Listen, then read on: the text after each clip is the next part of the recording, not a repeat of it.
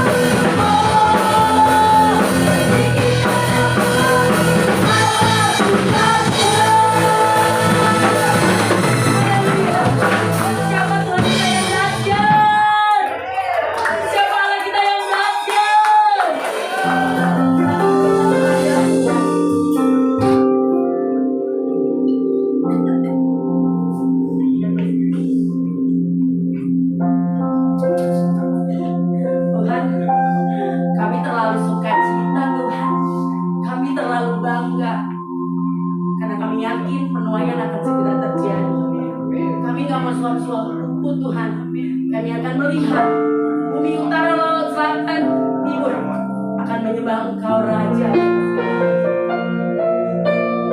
Tuhan, terlalu baik Engkau. Amin.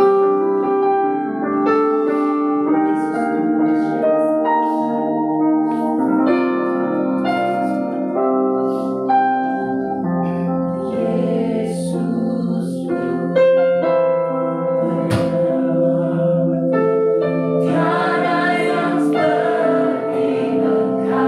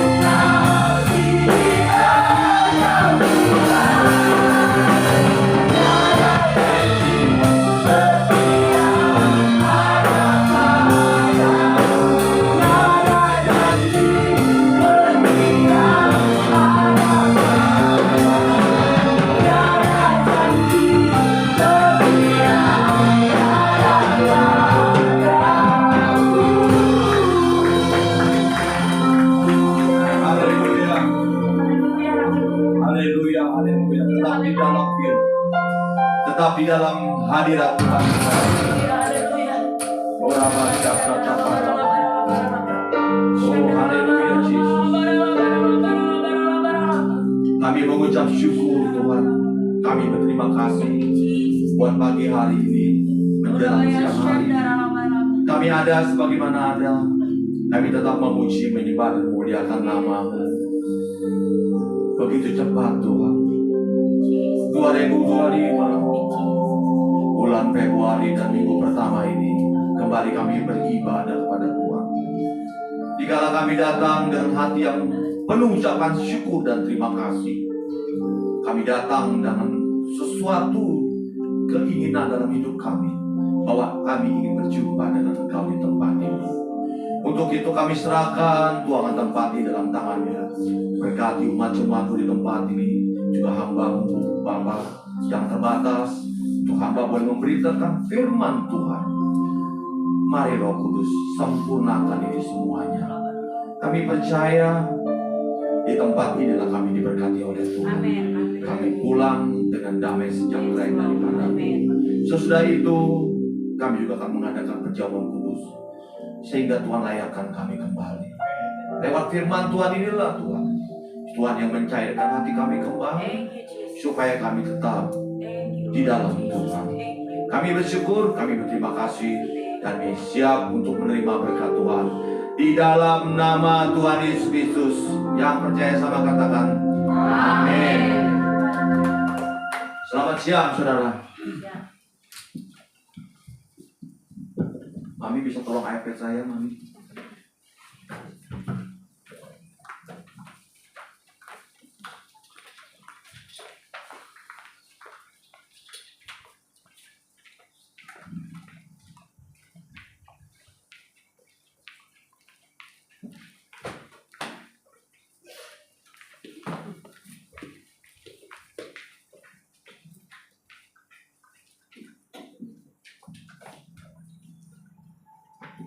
Shalom saudara. Apa kabar? Semoga baik-baik ya. Masih dalam suasana Sijah. Kyonggi dulu sebelum semuanya. Supaya sehat. Yang pasti damai sejahtera, sukacita tetap ada di dalam keluarga saudara. Dan tentunya saya juga berterima kasih pada hari ini tetap diizinkan oleh Gembala untuk bawa firman Tuhan karena Januari minggu yang keempat kalau nggak salah, memang saya nggak bisa gitu. Jadi saya minta digantikan, tapi digantikan dia di minggu pertama bisa Just never mind. Saudara, udah berapa banyak keluar duit untuk Cinja?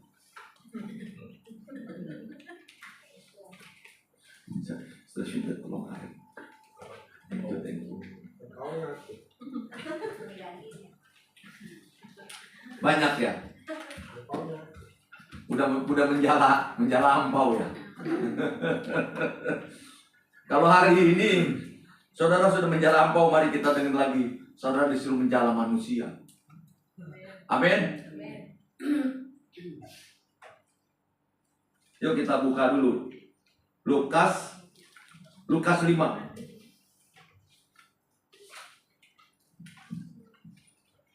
Judulnya penjala ikan menjadi penjala manusia. Kalau kemarin udah menjala semua ampau, sekarang saudara mesti harus menjadi menjala manusia. Karena duitnya mungkin udah banyak. Ini kalau tentang duitnya banyak udah amin semua ada. Tapi saudara, apakah saudara sudah memberikan ucapan syukur? Itu akan berbeda saudara. Yuk, kita fokus sedikit ya. Pada suatu kali Yesus berdiri di pantai danau Genesaret. Sedang orang banyak menggerumuni dia, hendak mendengarkan firman Tuhan. Ia melihat 2 perahu di tepi pantai, nelayan-nelayannya telah turun dan sedang membasuh jalannya. Ia naik ke dalam satu perahu itu, yaitu perahu Simon, dan menyuruh dia supaya menolaknya.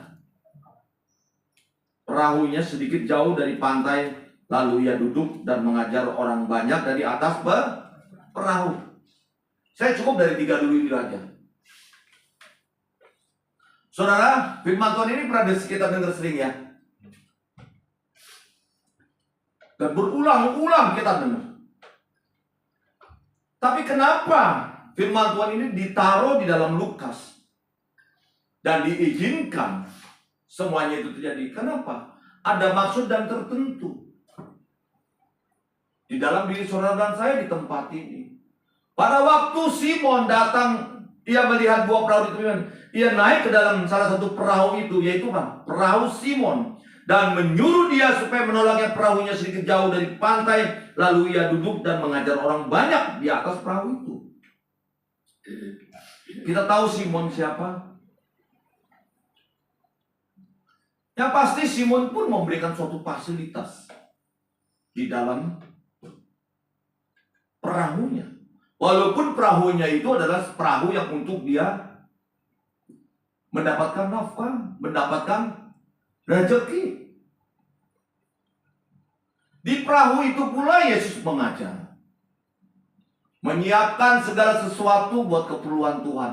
Tapi Tuhan sendiri yang mau datang kepada Simon. Saudara, kalau Tuhan sendiri datang kepada saudara dan saya di tempat ini, siapkan tempat. Saya ingat waktu itu ya, tahun 2004 ya kalau nggak salah. Kita belum ada gereja. Waktu itu rumah Pak Denny di Sadana. Tempat tinggal dijadikan gereja. Pada waktu situlah kita mulai bersama-sama untuk memulainya. Selanjutnya Tuhan memproses dan lebih lagi memproses. Sehingga kita ada di tempat ini. Saya nggak mau untuk mengingat-ingat yang masa lampau, tetapi biarlah itu menjadi suatu sejarah dalam kehidupan saya. Saya juga tidak akan mengingat-ingat kesalahan orang ataupun kesalahan siapa. Tapi setiap orang itu punya jalan cerita sendiri. Gereja itu punya jalan sendiri. Yang tetapi yang saya mau lihat adalah apa? Bagaimana Tuhan menuntun saudara dan saya sehingga kita tempat ini, sehingga kita sampai di tempat ini.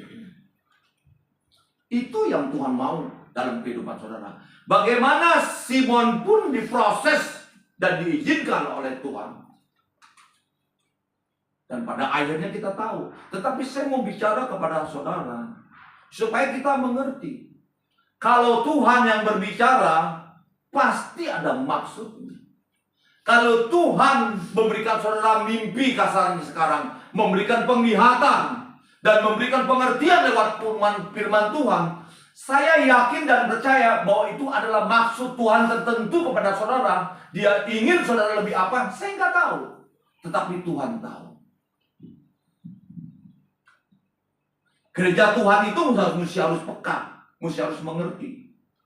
Sehingga pada waktu kita peka dan ngerti, kita tahu rencana Tuhan dalam kehidupan kita, di dalam kehidupan Tuhan itu semua seperti apa.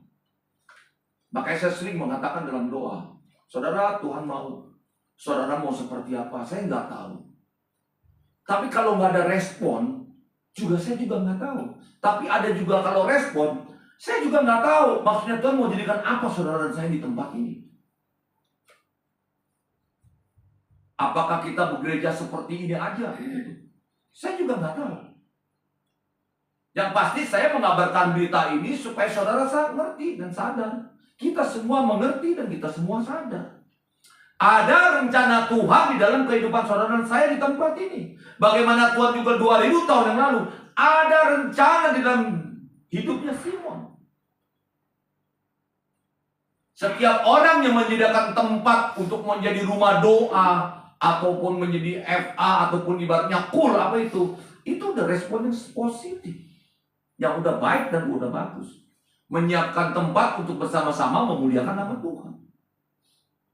It's very good. Itu sangat baik sekali. Kalau saya ingat begini, ingat dulu pertama kali FA itu di rumah saya, saudara.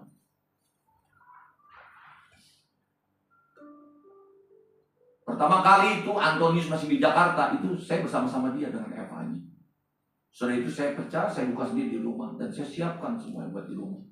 Dan itu saya multi talenta pengkhotbah, pemain musik, main gitar, song leader, pendoa, itu diborong sama saya. Karena apa? Karena memang nggak ada yang bisa. Dan ada yang bisa, belum tentu ada yang mau. Yang paling penting itu adalah apa? Mau dulu. Ada orang yang cukup secara keuangan, ada orang yang cukup secara materi. Tetapi kalau dia nggak mau juga nggak bisa ngomong apa-apa, saudara. Tapi kita belajar dari Simon. Pada waktu Yesus datang dan dia masuk ke perahunya Simon, dia belajar, saudara, untuk mengajar semua orang yang datang di tempat itu. Simon dengan membuka hati, dengan membuka perahunya, walaupun dia saat itu, saudara, kalau mau tahu, belum dapat ikan, belum dapat penghasilan, tapi dia tetap buka diri. Dia siapkan tempat dia siapkan perahu dia. Kita kadang-kadang hitung-hitungan sama Tuhan. Kalau saya sudah diberkati Tuhan, baru saya memberi. Kalau saudara masih tahap yang seperti itu, ya nggak apa-apa. Memang tahap belajarnya seperti itu. Tapi kalau dalam keadaan saudara tidak punya uang, dalam keadaan kekurangan, dalam keadaan ketidakberdayaan, tapi masih memberi, itu luar biasa. Pada waktu janda syafaat, saudara tahu berapa ucapan syukur? Berapa yang diberi? Ada yang tahu? Halo? Kayaknya pada tidur semua ini. Berapa peser? Sepeser, Pak? Sepeser atau 2 peser? 2 peser. Saya nego kita ya.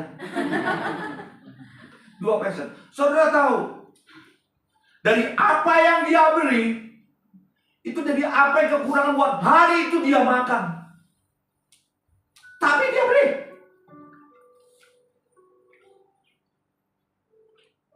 Saya kadang-kadang belajar dari itu sedih, saudara. Bisa khotbah tapi belum bisa melakukannya. Tapi saya belajar dalam ketidakkemasukan uang, dalam tetap dagang dalam keadaan rugi dalam setahun ini, dia kan masih tetap bisa memberi buat pekerjaan Tuhan. Walaupun nominalnya dia seberapa, tapi yang penting apa? Tuhan yang tahu hati saudara.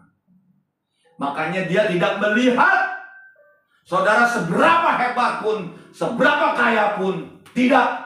Yang dia lihat apa? Hati saudara. Contoh saya jauh-jauh, Simon itu siapa? Dia bukan orang kaya.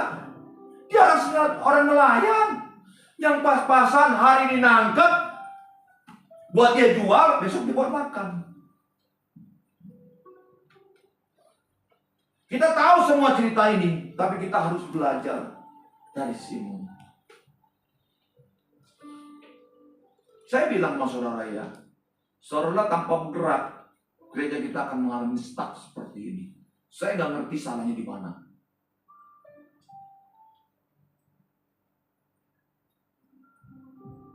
Yang pasti kesatuannya itu harus kita jaga.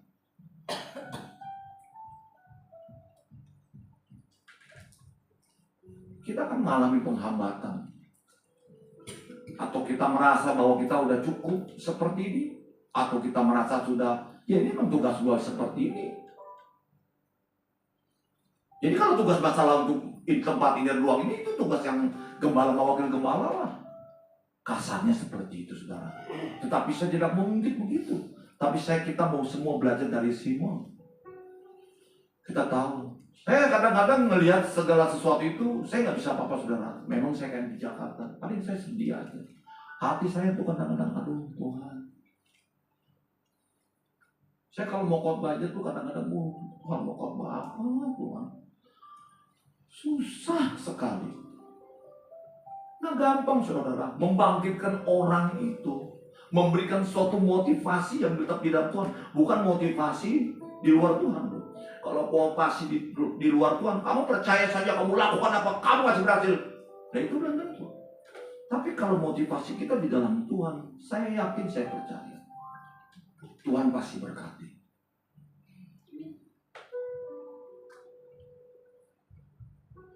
Saya mesti jujur kepada saudara. Daripada nggak ada yang berani bicara, mending saya yang bicara. Konsekuensinya saya ngerti, saudara. Itu saya mesti tetap terima, gitu. Tapi inilah yang dari hati yang apa saya ungkapkan. Dari nggak punya tempat, sampai punya tempat, sampai pecah, sampai kita dibawa kemari.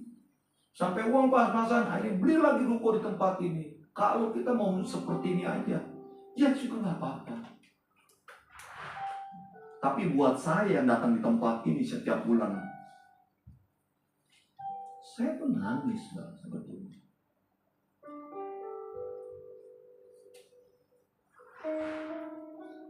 Saya bukan apa-apa, saya juga rindu, gitu. Rindu kita bersama-sama untuk menjala manusia yang belum mengenal Tuhan, atau menjala manusia yang mereka kepaikan di luar Tuhan. Karena begitu banyak orang yang kepaikan dengan pendeta, begitu banyak orang yang kepaikan dengan anak-anak Tuhan yang saling menyakitin. Kenapa? Karena ketidakmengertian akan firman Tuhan, sehingga mereka dengan hebatnya bahwa mereka udah melayani, sehingga perkataan mereka pun bisa menyakiti. Dan itu yang buat orang nggak mau ke gereja. Saya juga nggak tahu. Terus saudara tanya, itu tugas siapa, Pak? Itu kan tugasnya Bapak.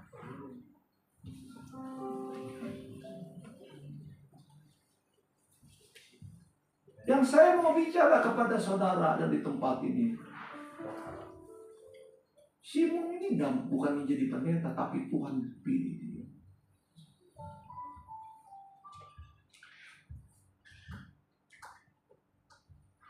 Simon, kita tahu siapa dia. Kalau saudara belajar dari sejarahnya, siapanya, kita akan ngerti. Kita tahu dia. Tapi apa yang Tuhan inginkan? Jadi Simon pertama-tama, saya tangkap dari ayat 1 sampai 11 ini. Pertama dia melayani dengan kapalnya. Pertama kali dia melayani.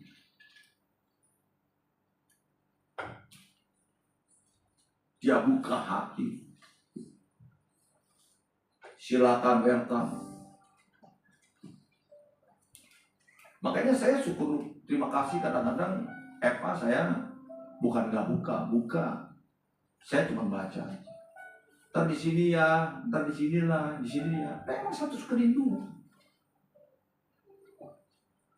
Kalau orang punya kerinduan tanpa alasan, karena dia kerinduan. Kalau orang udah tanpa ada banyak alasan, pasti pun memang gak punya kerinduan. Saya punya kerinduan. Tapi kan saya berpikir kalau saudara saya undang ke Jakarta, siap. Yang punya mobil siap, yang gak punya mobil bawain ya orangnya. Saya akan siapin, saudara. Karena saya punya kerinduan. Kalau saya kemari malam-malam, jujur, bukan siap, sayanya siap, mata saya yang siap. Malam itu setengah mati Pak saya, Pak, bawa mobil Pak. Itu cuma di bawah 60. Karena saya bisa 80, tapi kadang-kadang bisa frek.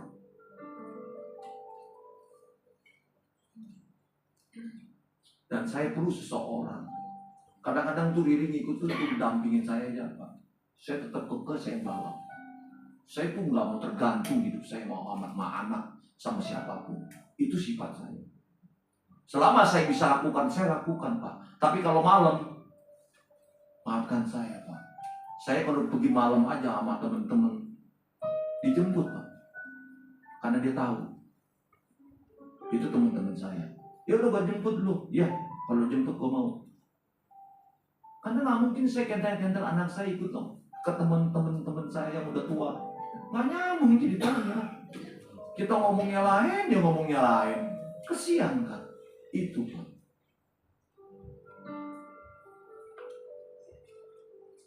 Jadi kesatuan yang Tuhan inginkan di dalam gereja itu perlu. Itu harga mati. kesatuan dan persatuan. Supaya kita berdiri teguh di dalam Tuhan. Sehingga apa yang kita inginkan dalam Tuhan itu kita tahu arahnya kemana. Lanjut ya. Ketiga ya. Ia naik ke dalam satu perahu itu, yaitu perahu Simon, dan menyuruh dia supaya menolaknya perahunya sedikit jauh dari pantai. Lalu ia duduk dan mengajar orang banyak dari atas perahu. Tempat yang disediakan, Yesus mengajar firman Tuhan. Makanya kadang-kadang kalau kita ikut terus, saya suka bilang, ayo jangan jadi mini gereja lagi. Kenapa saya bilangin? Cukup mini gereja itu di tempat ini. Kalau mau bawa firman, ayo adakan ibadah minggu apa atau hari apa. Tetapi waktu Eva itu, apa yang keluhan kita? Saudara, keluhan apa? Harus saling dukung. Kita doain. Kita bahas satu firman, tetapi kita tahu intinya kemana. Gitu. Jangan dijadikan lagi mini gereja. Diskus satu pintu. Apa sih maksudnya doa Bapa kami dalam surga itu? Seperti apa sih itu? Kenapa doanya seperti ini? Itu bisa dibahas, saudara.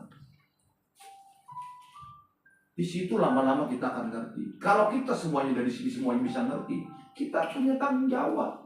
Secara nggak langsung, saudara sudah mulai membuat jalan. Kalau itu udah kuat, saudara akan bisa berani untuk bicara kepada orang. Pada waktu orang tanya, saudara bisa terangin. Masalahnya saudara kenapa nggak berani ngomong firman Tuhan kepada seseorang? Karena saudara nggak ngerti. Suatu saat dia nanya, kita nggak ngerti untuk meneranginnya. Itu yang jadi masalah. Dan saya lihat banyak yang seperti itu.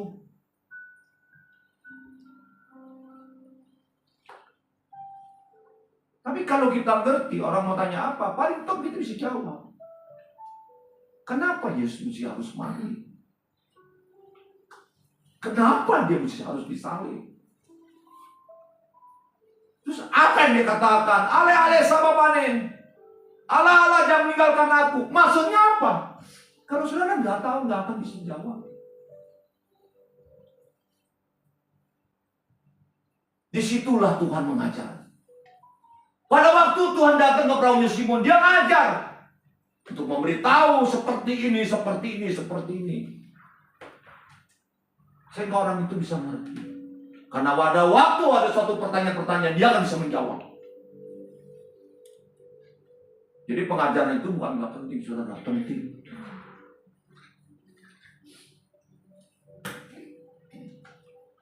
Saya tuh paling nggak suka orang yang belajar seperti karakter. Tapi saya kan mesti mengerti. Saya harus bisa membawa bagaimana untuk membawa seseorang itu bisa masuk ke dalam hadirat Tuhan lewat firman Tuhan. Bukan masuk dalam pujian penyembahan. Pujian penyembahan pun kalau nyanyinya nggak benar juga nggak akan bisa masuk.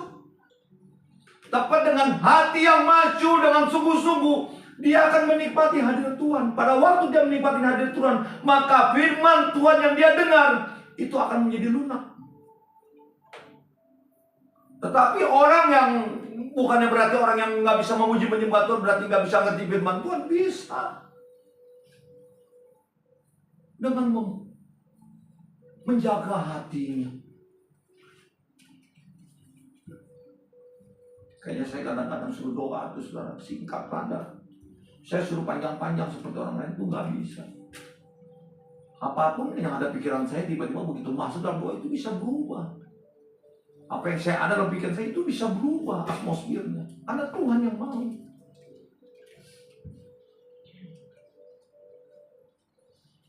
Bukannya nggak ngerti, bukannya nggak tahu cara doa yang panjang.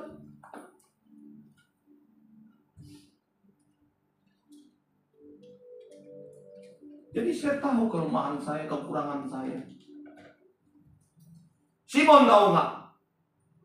Halo, dia tahu kekurangan dia. Dia tahu, makanya kita lanjut ya. Setelah selesai berbicara, ia berkata kepada Simon, Yesus secara pribadi bicara, bertolak ke tempat yang dalam dan tebarkanlah jalamu untuk menangkap ikan. Saudara, kadang-kadang kita mau seperti Simon ya. Yesus kadang-kadang di tempat tidur di sini, hei anakku, bertobatlah, berikanlah dirimu supaya benar-benar dalam Tuhan. Kita maunya seperti itu. Padahal firman Tuhan itu kalau kita baca, itu sudah bicaranya sama Tuhan. Tapi kadang-kadang kita mau otentik. Wah, Tuhan, kalau saya nggak diberi mimpi dan penglihatan, saya emang nggak mau ladenin.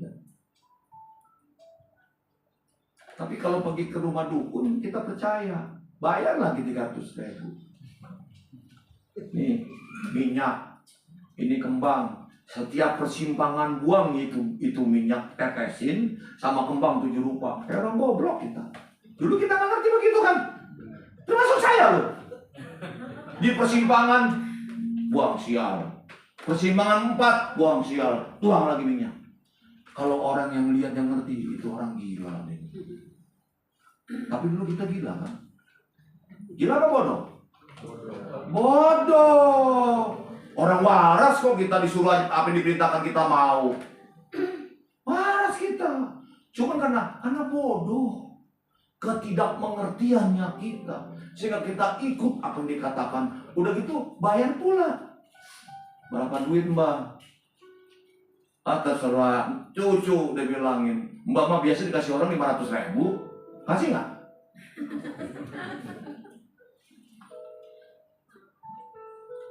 $500.000 kasih. Saudara, saya katakan ini, saya terlalu banyak kesaksian. Saya terlalu banyak dulu sebelum ikut Tuhan. Itu bodohnya luar biasa.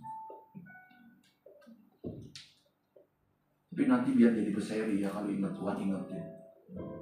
Tapi yang saya lebih bahas sekarang adalah Simon ngerti nggak? Dia ngerti diri dia siapa. Dia ngerti kekurangan dia apa.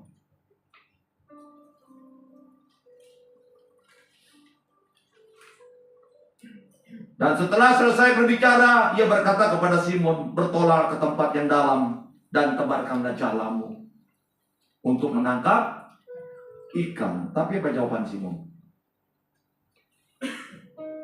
Simon menjawab, Guru, mungkin dengan nada yang paling gimana ya, gua nih, gua kan ini kan orang yang ngerti, lu kan guru cuma pintar ngajar, gua kan ngerti, bisa baca suasana, gua bisa baca angin.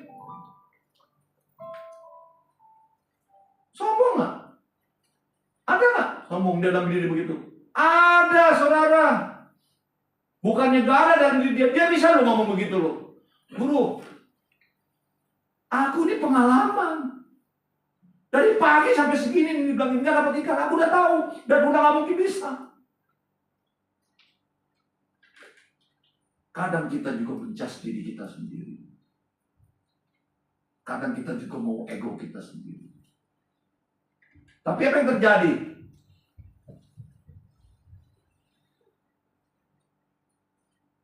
Kami bekerja keras. Simon menjawab, Guru, telah sepanjang malam kami bekerja keras. Saudara pernah mancing ya? Ada yang pernah mancing? Sini angkat tangan. Oh, tuh kan, tuh. Banyak rupanya. Itu kalau mancing memang kita dari malam, saudara.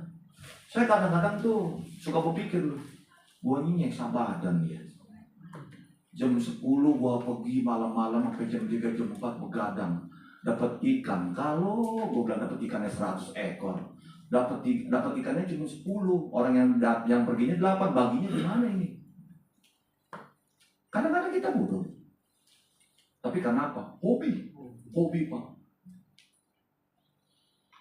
Saya sebenarnya nggak hobi mancing, tapi karena lingkungan saat itu, karena berteman, ya udah. Saking baru pertama kali mancing, begitu mancing, dapat ikan kencang sekali.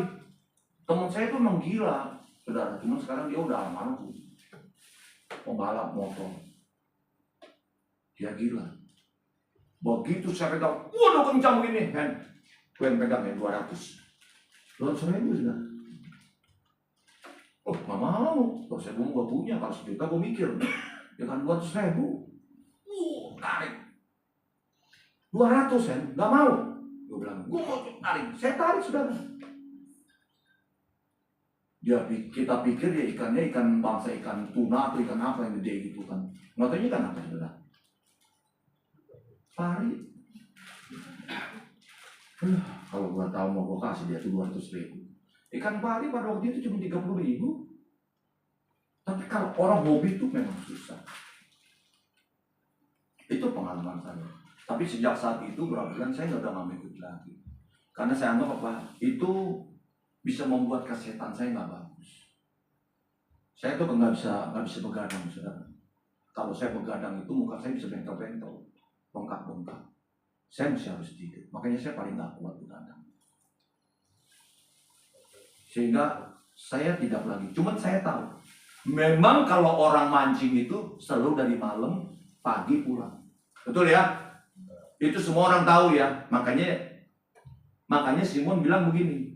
Guru, telah sepanjang malam kami bekerja keras dan kami tidak menangkap apa-apa. Tetapi karena engkau yang menyuruhnya, aku akan menebarkan jala. Apa yang terjadi, saudara? Ada satu dalam diri saudara Simon, yaitu dia taat.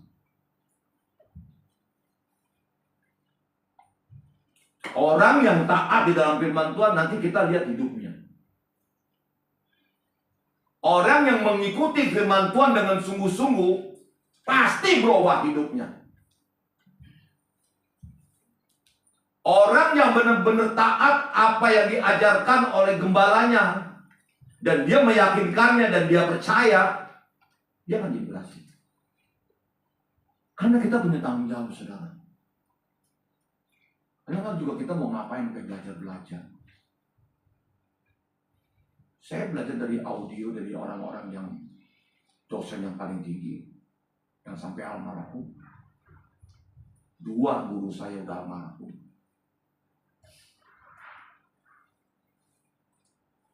Saya belajar seperti apa Tuhan Yesus belajar sama Simon. Saya belajar dari guru ini seperti ini, saudara. Sehingga mau nggak mau, sampai di rumah saya buka. Saya nggak suka baca, saudara, tapi mau nggak mau saya baca. Bener nggak orang ini bicaranya? Sesuai nggak dengan firman Tuhan? Saya baca, saya compare. Compare-nya apa? Back to people. Saudara nggak bisa compare dengan apa-apa. Kan yang bicara kompasnya adalah firman Tuhan. Saudara compare-nya pun di firman Tuhan.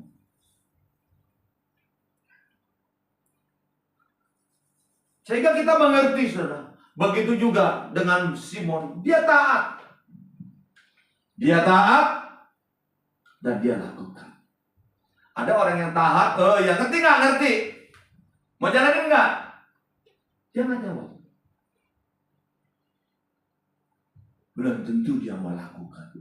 Tapi Simon, dia bilangin, Guru, karena engkau yang menyuruhnya, aku menebarkan jalan juga. Nanti terus dia lakukan. Dia lakukan, saudara. Walaupun dia tahu dengan jam yang salah, dengan situasi yang tenang seperti itu, kira-kira ikan ada nggak? Gak ada, saudara. Kita belajar kalau di laut ombak ambing begitu, mana ada yang tenang-tenang begitu banyak ikan.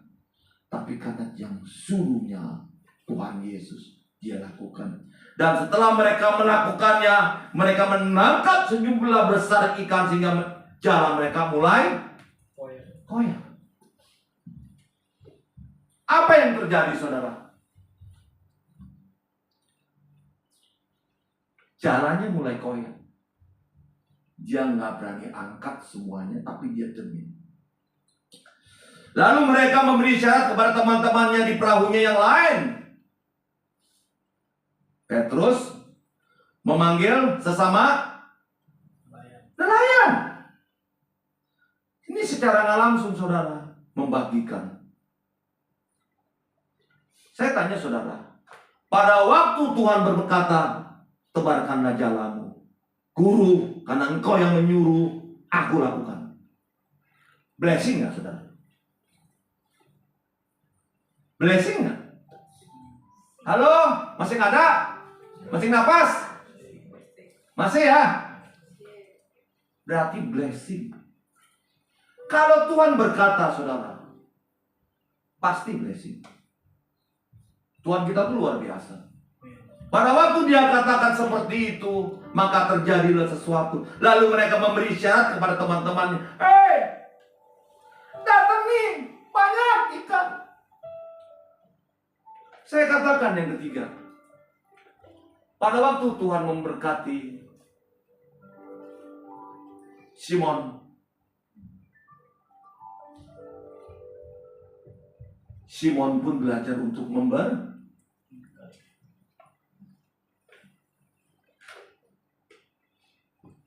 Dia tahu berkatnya begitu luar biasa.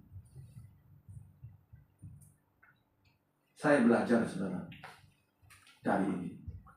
Apa yang setelah saya berkati, Tuhan berkati, saya harus berikan. Bukan hanya ke gereja, kepada orang yang memang benar-benar kekurangan.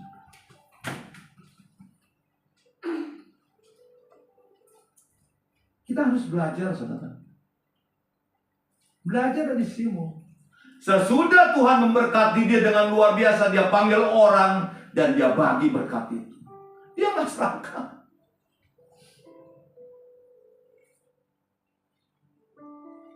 Saya rasa kita semua juga udah belajar seperti itu. Saya berterima kasih karena kontribusinya luar biasa. Karena nggak mungkin ada tempat ini kalau bukan dari uang saudara. Gak mungkin terjadi gereja di tempat ini. Saya tahu.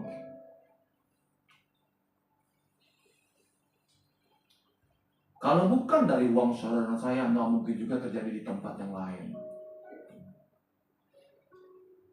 Makanya saya kalau kemana-mana khotbah itu ya saya selalu memberi. Memberi, saudara. Bukan diberi saya. Dia beri. Tapi saya balikin.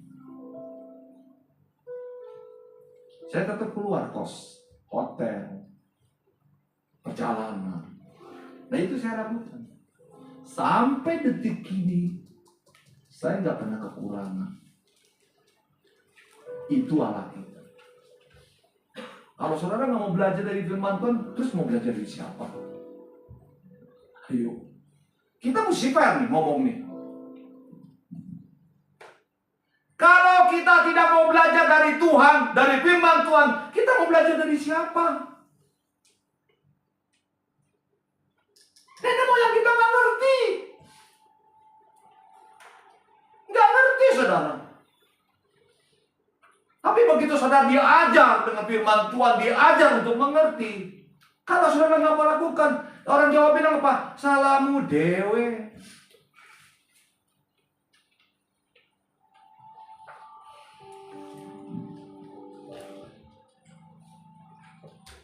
Jangan tegang. Damai ya. Damai. Kita bicara buat diri pribadi kita. Saudara, saya bicara ngomong ini, saya itu disusuk terus loh, saudara. Sehingga dalam keadaan seperti ini, tetap harus mesti menjadi berkat. Benar. Saya belajar. Kalau saya mau belajar dari perkara kecil, jangan berharap perkara besar. Betul nggak? Belajar dari perkara kecil. Nah itu yang saya nikmati di dalam Tuhan. Walaupun khotbah kemana-mana, tapi saya itu blessing. Kesehatan, sukacita, damai sejahtera. Masalah ada nggak? Ada. Tapi masalahnya bisa ada jalan keluar nggak? Pasti ada. Tapi kalau masalah itu terus datang, terus saudara melanggar firman Tuhan. Makanya saya suka ajarin anak-anak. Juan, Victor, Mariska. Kalian boleh bertentangan dengan papi. Karena papi adalah manusia. Juga enggak sempurna. Cengli ya, saya mesti ngomong begitu. Karena saya orang tua. Belum tentu mungkin papi juga kadang-kadang ngomong mungkin bisa salah. Tapi jangan sekali-sekali bertentangan dengan firman Tuhan. Cilaka. Oh nggak apa-apa, orang lain juga begini, gue juga masih begini. Go ahead, orang lain silakan. Coba saudara ingat-ingat lagi deh, apa sih kesalahan kita sama Tuhan? Apakah perjalanan hidup saudara bukan mengingat-ingat atau dosa kita, kesalahan kita? Bukan. Tapi kita mesti belajar dari kesalahan kita. Supaya kita ngerti di dalam Tuhan itu seperti apa. Seperti apa yang dialami oleh Simon. Kita lihat apa nih kehidupan kita yang salah. Ayo perbaikin. Kalau nggak mau perbaikin, siapa yang mau perbaikin, saudara? Istri. Istri kalau juga nggak ngerti firman Tuhan, sarwa keneh, orang bilang Sunda mah sarwa keneh, mana bilang kasarnya kayak begitu. Sama-sama nggak ngerti.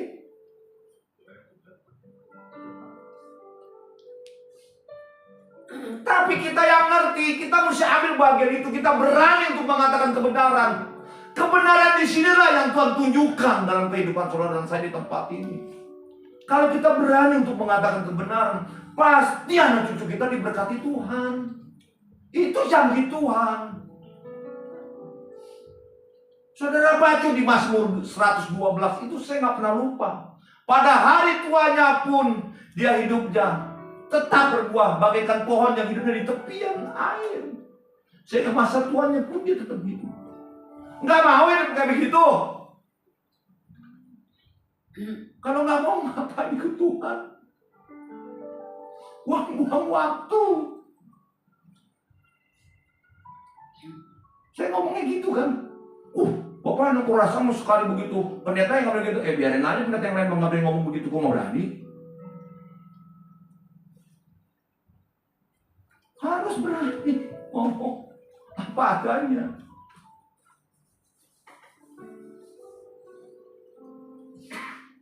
Supaya saya juga berani untuk menekan diri saya, saudara. Ingat loh, firman Tuhan yang keras itu menguatkan saudara. Itu bagaikan obat. Sepahit-pahitnya obat itu, pahitnya luar biasa. Mau nggak mau saudara sakit, saudara telan. Karena itu obat.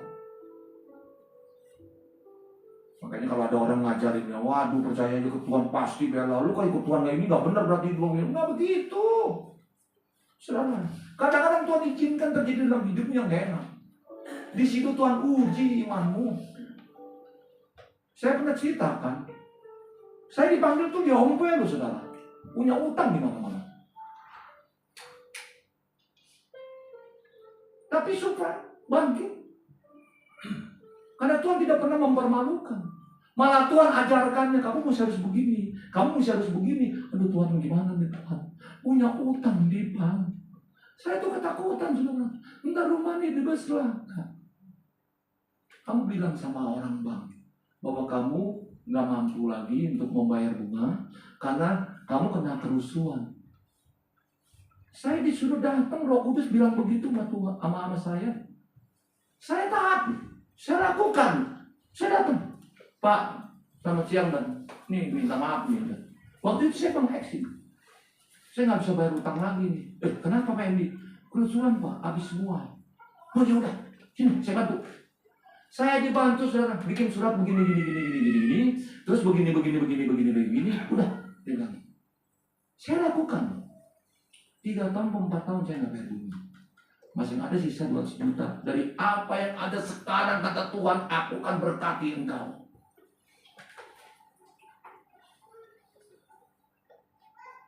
Ini baru saya buka, saudara. Orang yang ikut Tuhan dengan sungguh-sungguh, pasti Tuhan bela. Bukan diberkati. Dibela dulu. Orang yang ikut sungguh-sungguh dalam Tuhan, pasti dipelihara. Dan orang yang sungguh-sungguh diberkati, ikut Tuhan dengan sungguh-sungguh, pasti diberkati Tuhan, itu bonus.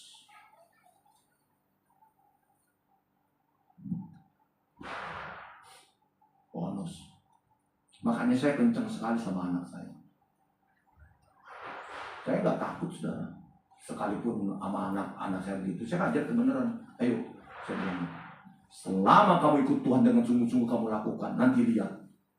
Nih mulut papi. Jangan sampai papi udah mati, umur lu udah 40-50, baru lu bilang, bener lu kata bapak gua, tapi bapak lu udah mati. Berani nggak ngomong begitu, Mama? Saya berani, saudara. Memang kita suatu saat dipanggil Tuhan, cuma time-nya nggak tahu. Karena itu kedaulatan Tuhan, betul ya? Saudara mau pakai asuransi apapun, mau makan obat apapun, silakan. Tapi kalau belum tentu mati. Yang rokok aja umur 89 ada sekarang, emang nggak mati. Bukan berarti saya suruh merokok terus lu ya.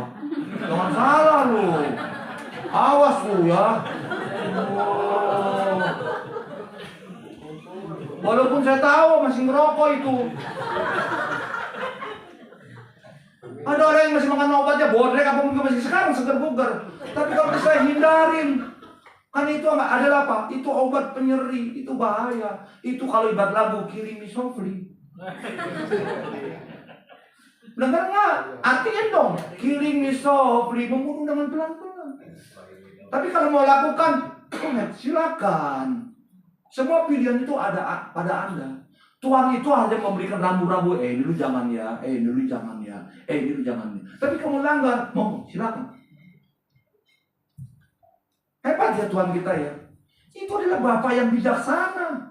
Kalau saudara sekarang nggak ngajar anak dengan bijaksana dan nggak keras dan nggak bijaksana, nggak jadi apa-apa tuh anak. Yang pasti kita tua dia nyusahin kita selama-lamanya. Dengar nih firman Tuhan. Kalau engkau punya anak, engkau nggak keras dan bijaksana mengajarnya, maka anak itu akan jadi kurang ajar dalam hidupmu. Saya nggak mau, saudara.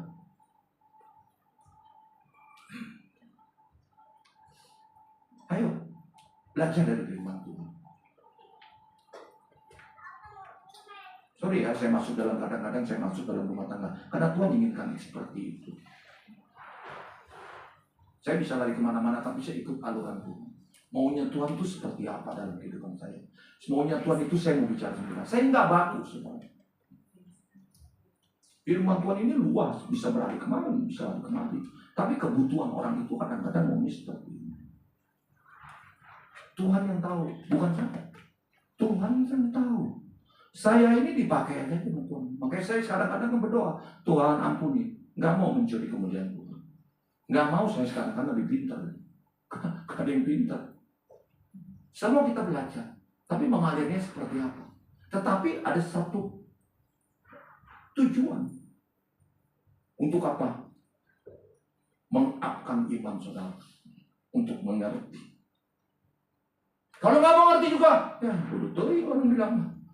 Itu urusan saudara. Bukan urusan saya. Bagian saya memberitakan Tuhan. Firman Tuhan dan kebenaran. Titik. Itu aja. Terus ya. Lalu mereka memberi isyarat kepada teman-temannya di perahu yang lain supaya mereka datang membantunya dan mereka itu datang. Lalu mereka bersama-sama mengisi kedua perahu itu dengan ikan hingga hampir. Kalau cerita hampir tenggelam ini berapa banyak sih berkatnya? Halo? Bisa bayangin gak sih? Berapa banyak itu berkat? 2 perahu loh. Masih bisa tenggelam loh. Berarti itu kan luar biasa Tuhan berkatinya gitu loh. Sama kan Tuhan juga memberkati saudara. Jatah kita mah 1 hari juga 3 piring. Lo mau 5 piring. Sebulan, 2 bulan, 3 bulan masuk rumah sakit. Kegemukan, asam urat naik, kolesterol naik. Betul nggak? Simpen. Cukup 2 kali. Simpen. Pada waktu masa kekurangan, masa kekeringan, masih ada nih. Masih bisa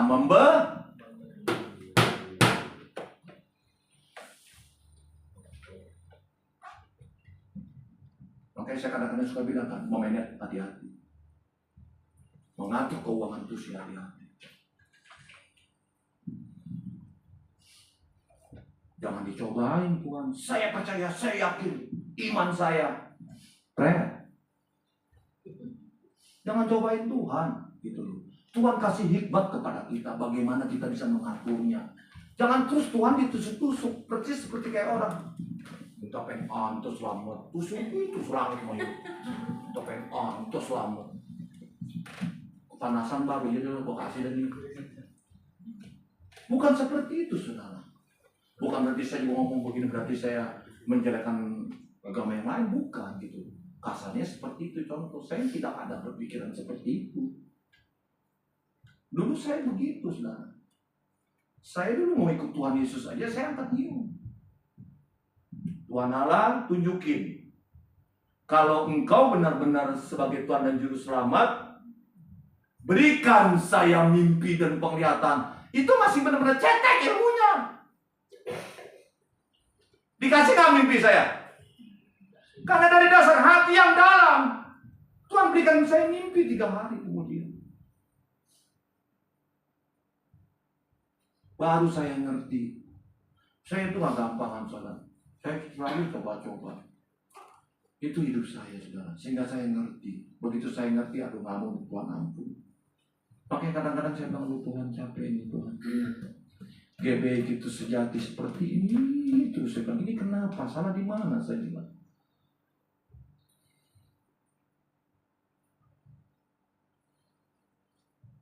Kayaknya saya harus mesti berani sama saudara. Saya bicara. Kalau saudara memang mau mengikutkan Tuhan dan saudara mau seperti Simon, go ahead. Kalau nggak mau, nggak ada masalah. Tapi kalau saudara ikutkan, ada satu damai sejahtera yang saudara berapapun harganya saudara tidak bisa beli. Ada satu sukacita yang namanya dari Tuhan, itu free, anugerah yang saudara tidak bisa beli dengan uang apapun yang saat ini juga. Gak bisa, saudara.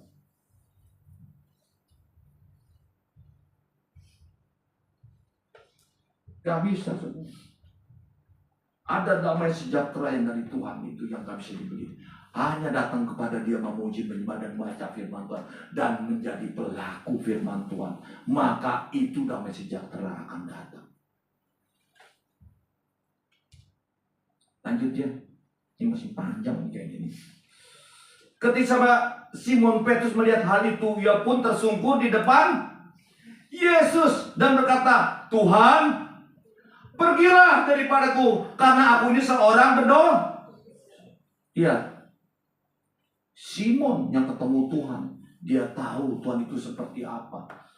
Tapi pada waktu dia merasakan seperti itu, betapa tetap Tuhan tolong dia. Padahal kalau dia lihat Simon itu seperti apa, saudara baca sendiri deh. Kalau saya terangin terjadi jam 2 nih. Saya lompat-lompat, tapi saya nggak mau lompat. Saya mau belajar dari satu firman Tuhan ini, belajar.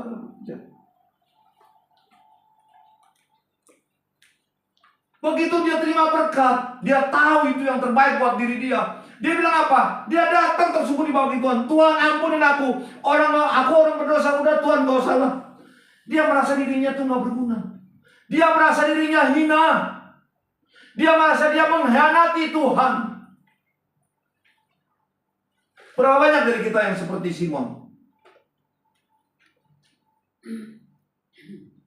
Seakan-akan kita sudah betul hidup kita. Seakan-akan kita sudah benar di hadapan Tuhan.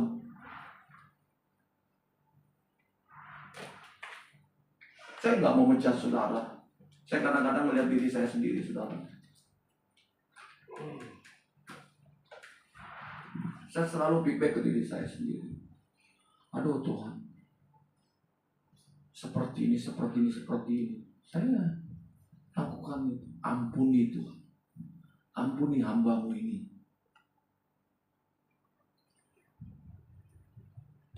Supaya Tuhan membarui terus, penuhi terus. Baik hikmat, marifat, akal budi terus Tuhan tambahkan dalam kehidupan saya. Sehingga Tuhan update terus dalam pengetahuan saya dan pengertian saya. Saya belajar dari Simon. Dia bilang, ampuni Tuhan. Ampuni. Aku ini orang yang berdosa. Banyak dari kita kan dengan omongan aja kita nyakitin orang, kita nggak berdosa kan? Padahal kita nyindir kepada orang, kita nggak pernah berdosa kan? Kadang-kadang kita dengan tingkah laku kita, dengan perbuatan kita sudah menyakitin orang, kita nggak merasa berdosa kan? Berapa banyak orang seperti itu, saudara, di luar sini mah nggak ada. Di luar saya ngomong. Berapa banyak orang seperti itu di luar yang hebat hidupnya, dia tanpa sadar dia udah menyakitin orang, bikin orang iri, bikin orang apa, bikin orang gak suka, bikin orang ngelihatnya, ini orang kok sombong sekali ngomongnya. Seperti itu. Di luar, saudara, di sini. Maksudnya gak enak. Sebab ia semua orang yang bersama-sama dengan dia takjub oleh karena banyaknya ikan yang mereka tangkap. Pada waktu Simon mengatakan seperti itu, saudara, hatinya hancur. Saudara. Hancur. Gak tahu ya. Kita sering hancur nggak di dalam Tuhan, hati kita. Benar-benar hancur. Hancur gitu. Walaupun kita nggak terjadi apa-apa dalam hidup kita. Contoh ya, kayak saya begini. Saya tuh hancur, saudara. Kalau saya mandi, tiba-tiba saya mau khotbah, mau apa ya, mau ngomongnya. Saya lihat gereja kita seperti ini aja gitu. Saya hancur, saudara. Jujur. Saya cuma bisa bilang, aduh Tuhan, ampun. Capek sekali Tuhan untuk memikirkan ini. Karena saya nggak tahu caranya seperti apa, karena saya terbatas di tempat ini. Tapi biarlah lewat firman Tuhan ini biar saudara bisa mengerti. Saya mesti jujur dari lubuk hati saya yang dalam.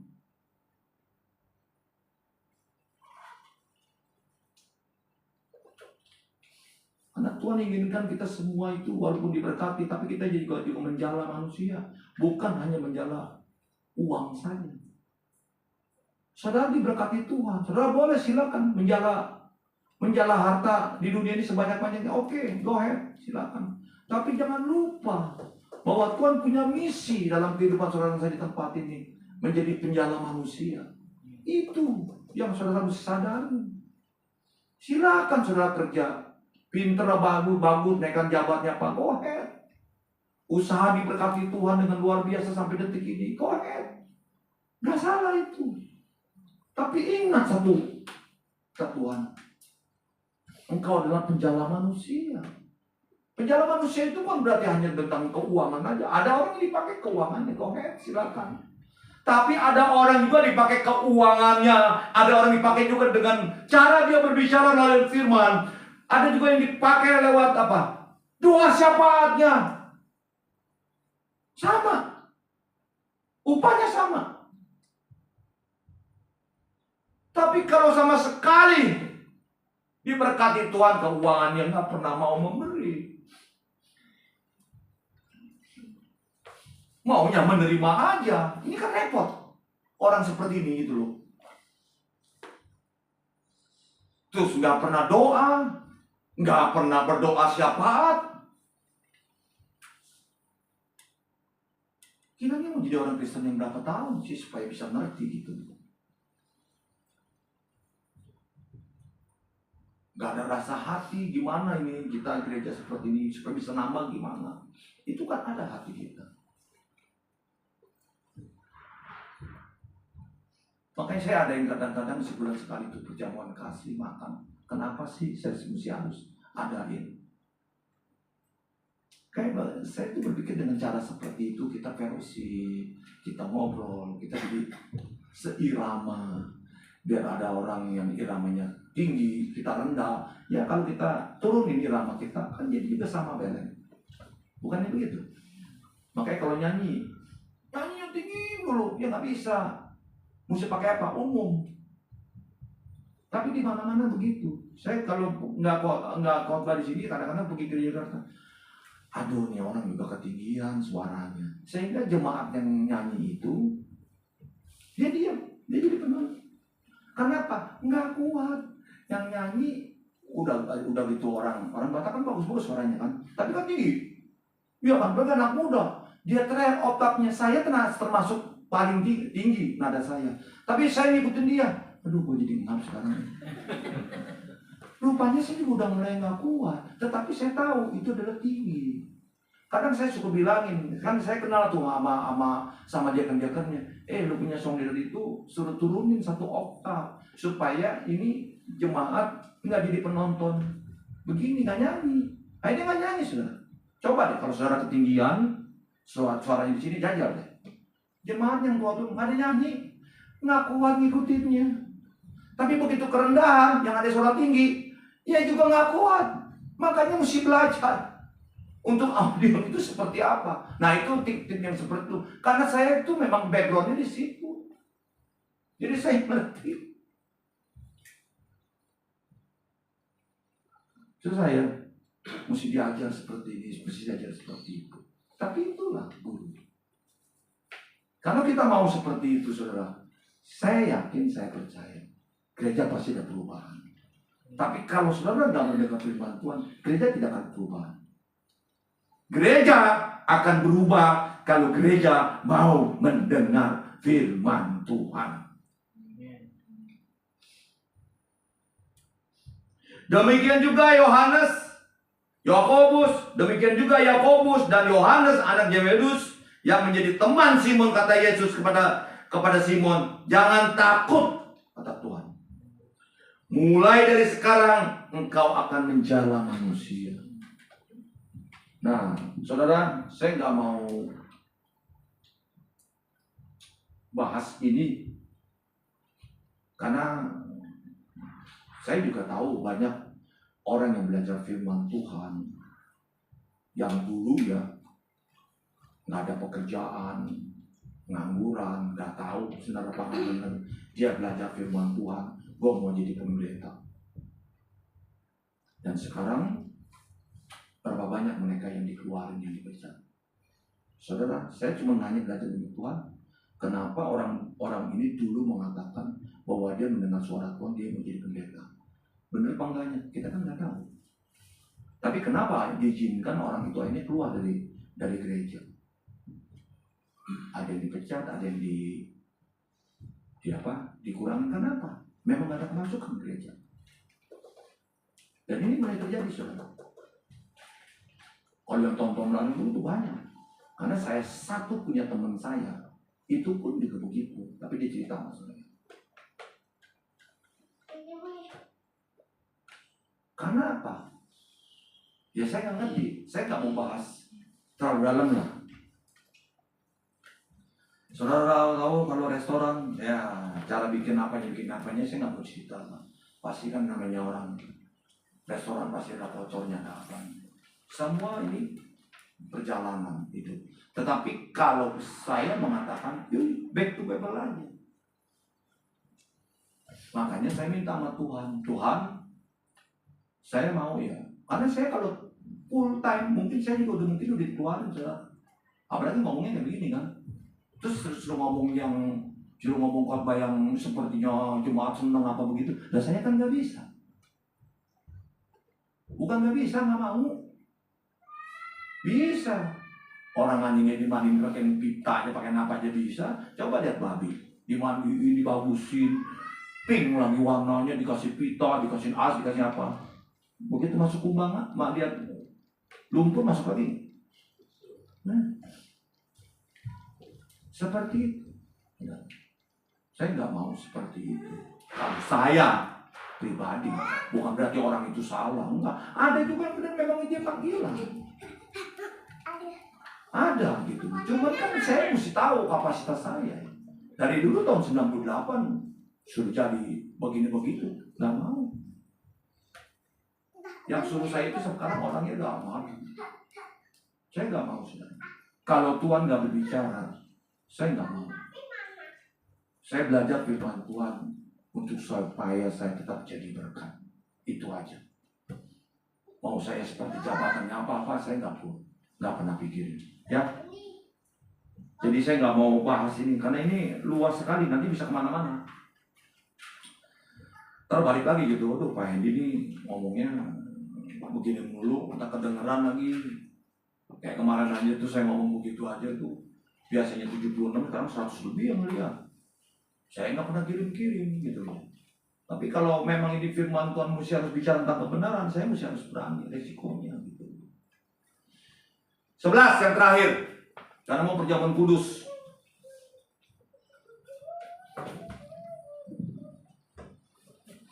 Dan sesudah mereka menghela perahu-perahunya ke darat, mereka pun meninggalkan segala sesuatunya lalu mengikuti Yesus. Saudara, ini kita belajar dari Simon. Ini tergantung dari saudara. Mau nggak kita benar-benar mengikuti Tuhan dengan sungguh-sungguh? Apa yang dilontarkan Tuhan kepada Simon 2000 tahun yang lalu, ini saya akan ingatkan kembali kepada saudara. Ayo, kita sama-sama menjadi penyala manusia. Kenapa saya ngomong begitu? Saya kebetulan menjadi wakil gembala tempat ini sebagai gembala. Ayo, kan udah menangkap begini banyak nih. Ayo, semuanya bagi-bagi. Supaya kita jadi berkat semuanya. Semuanya diberkati Tuhan. Kita lupakan masa yang lalu, yang seperti apa. Kita lakukan yang sekarang. Jadi kita tidak melihat Tuhan itu seperti itu. Tuhan itu tidak melihat Simon itu seperti apa, saudara. Dia datang secara pribadi kepada Simon. Kalau saudara mau, ya Pak Edi saya ngerti. Tapi tunggu nanti saya penglihatan atau saya mimpi, baru saya mau. Ya gitu, juga gak ada masalah. Itu masing-masing orang punya pengertian dan basic orang. Ya saudara, saya yakin, saya percaya firman Tuhan pada saat ini menjadi berkat bagi saudara. Biar Roh Kudus yang menyempurnakan lebih lanjut cara pembicaraan. Ayo saya undang pemusik.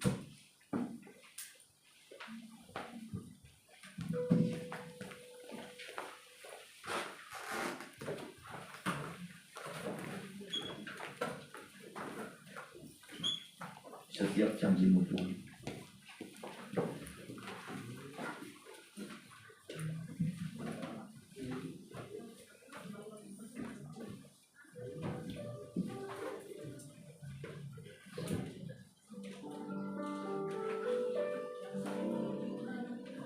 Setiap janjimu Tuhan, ku simpan dalam lubuk hatiku.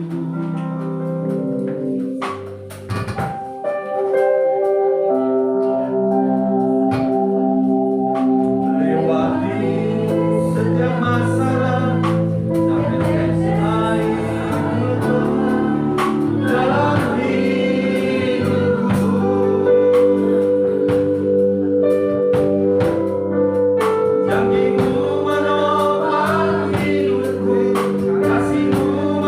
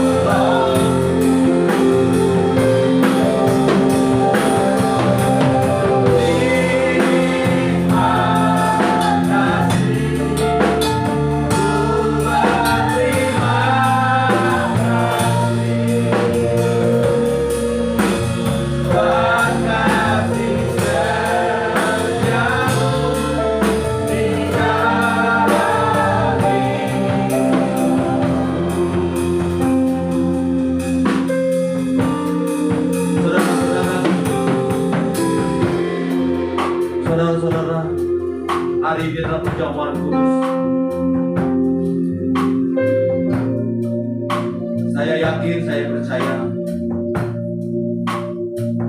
firman Tuhan saudara sudah dengar. Hamba sudah menyampaikannya Tuhan, tapi biarlah Tuhan yang menyempurnakan itu semuanya. Dan pada hari ini kami akan kembali untuk menerima berkat yang daripadamu, perjamuan undangannya daripadamu Bapa. Untuk itu kami siapkan hati kami. Saudara-saudaraku, saya nggak tahu saudara, jujur, saya nggak tahu masalah saudara, saya nggak tahu persoalan saudara, saya pun nggak tahu masalah saudara seperti apa. Mungkin saudara juga punya nasar kepada Tuhan seperti apa, saya pun tidak tahu. Tapi pagi ini, yuk kita perbaiki. Ayo kita perbaiki kepada Tuhan. Kita berdoa. Kalau bila mana ada sesuatu yang tidak berkenan, ya kita minta ampun kepada Tuhan. Dia Bapa yang penuh kasih dan selalu mengampuni. Biarlah masing-masing dari kita berdoa. Siapkan. Kami siap berdoa Tuhan. Orabasya kata pada. Saudara berdoa kepada Tuhan secara pribadi. Apapun yang Tuhan katakan itu yang terbaik buat diri saudara dan saya di tempat ini. Orabasya kata barabasya. Ya Tuhan, kami hamba-hambamu yang tidak sempurna, ampuni kami. Sempurnakan itulah pada diri kami masing-masing Bapa, agar kami layak untuk menerima tubuh dan darah. Sempurnakan selalu di hari-hari akan datang.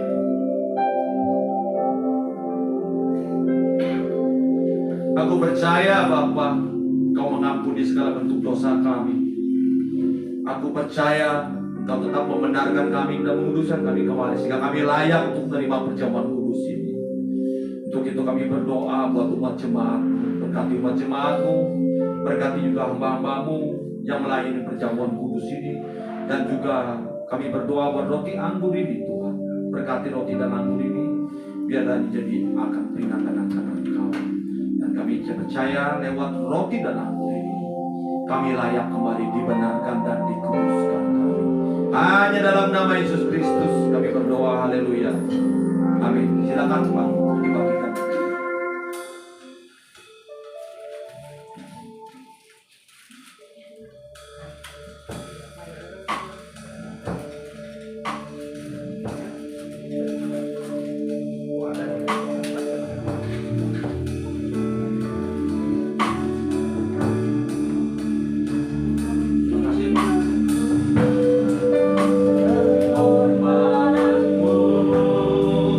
Yang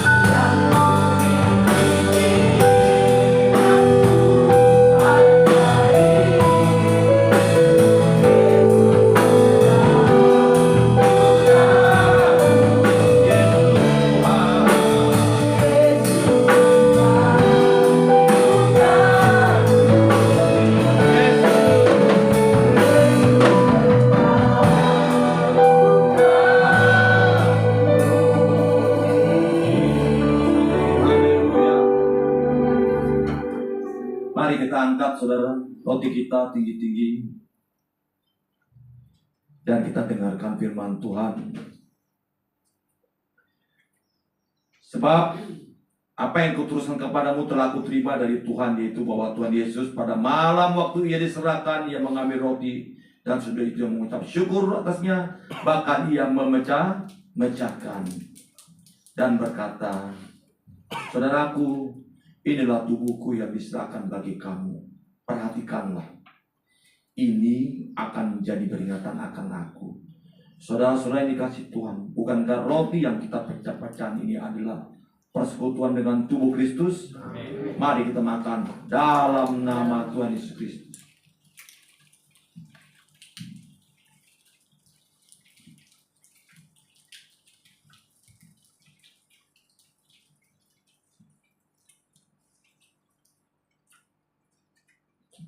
Mari kita pegang cawan di tangan kanan, kita angkat tinggi-tinggi. Demikian juga ia mengambil cawan, sudah makan lalu berkata, saudaraku, cawan ini adalah perjanjian baru yang dimeteraikan oleh darahku, kata Tuhan Yesus.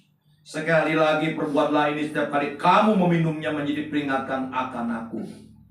Saudara yang dikasih Tuhan, bukankah cawan di atasnya kita mengucap syukur adalah persekutuan dengan darah Kristus? Dalam nama Tuhan Yesus.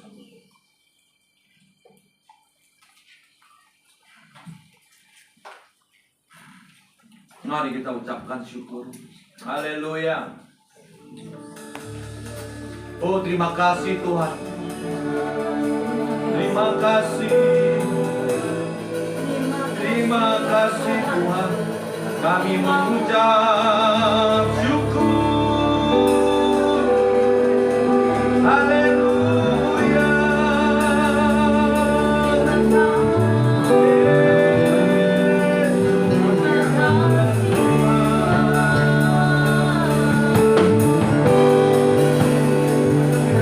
Hanya Kau yang layak Bapa.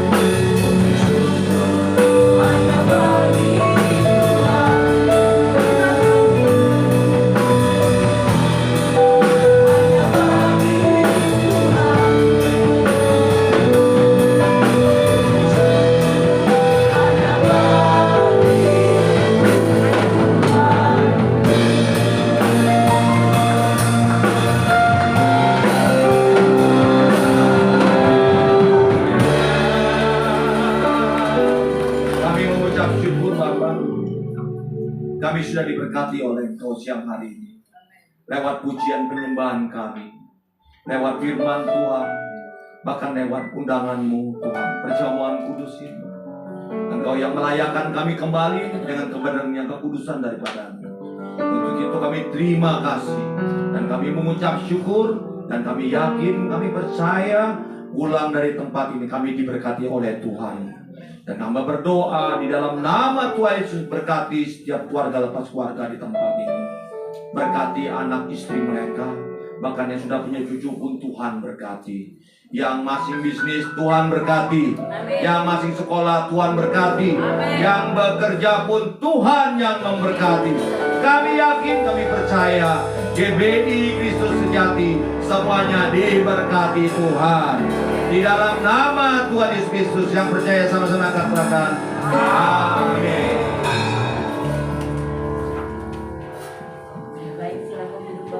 Silakan duduk saudara. Tiba saatnya kita memberi yang terbaik buat pekerjaan Tuhan. Ucapan syukur seberapapun yang saudara berikan, itu menjadi sesuatu yang terbaik. Yuk kita bangkit berdiri kembali. Kita angkat amplop kita. Tuhan Yesus, Engkau melihat amplop ini Tuhan. Kami berani mengangkatnya Tuhan. Karena kami sadar, kami tahu bahwa ini semuanya berkat yang daripadamu. Kami memberi dari hati kami yang terbaik, Tuhan. Kami memberi dari benar-benar dari hati yang dalam. Kami butuh, Tuhan, berkat-Mu. Untuk itu setiap tangan yang memberi, Tuhan berkati Bapa. Berkati berlimpah-limpah. Berkati juga tangan yang belum bisa memberi saat ini. Tuhan tetap berkati. Di minggu-minggu yang akan datang, biar mereka bisa memberinya. Kami percaya Bapa, hanya di dalam nama Tuhan Yesus Kristus kami berdoa. Haleluya. Amin. Selamat memberi. Tuhan Yesus memberkati. Ya, selamat memberi. Tuhan Yesus memberkati. Ya, sambil berjalan untuk persembahan, ada sedikit pengumuman. Hari Sabtu, tanggal 8 Februari, akan diadakan full di kediaman Bapak Markus jam 11 siang. Full plus rapat DP 3. Betul Pak Markus? Jadi Bapak Ibu Saudara, ditunggu kedatangannya hari Sabtu tanggal 8 Februari jam 11 siang. Terima kasih, Tuhan Yesus memberkati. Terima kasih Bapak Hedi buat firman Tuhannya. Kita percaya firman Tuhan akan terus hidup di dalam hati kita, sehingga kita menjadi penjala-penjala di dalam Tuhan. Amin. Ya, kita akan nyanyikan satu bagian. Tuhan memberi.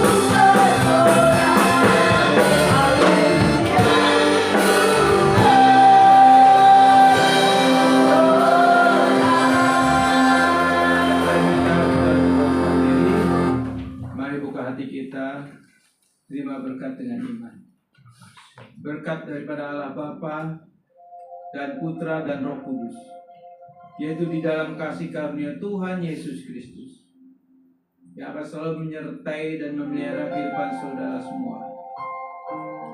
Dan percayalah, kasih setia Tuhan tidak pernah meninggalkan saudara dan saya. Kasih setia Tuhan akan membawa saudara dan saya ke dalam rencana-rencana yang penuh damai sejahtera. Saudara yang kasih dalam Tuhan, seperti kata firman Tuhan katakan, jadilah penjala manusia. Di mana saudara berada, jadi berkat, jadi garam dan terang, sehingga dalam kehidupan saudara dan saya akan ada banyak orang datang kepada Kristus.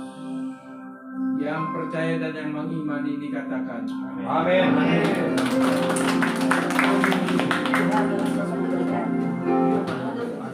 Ada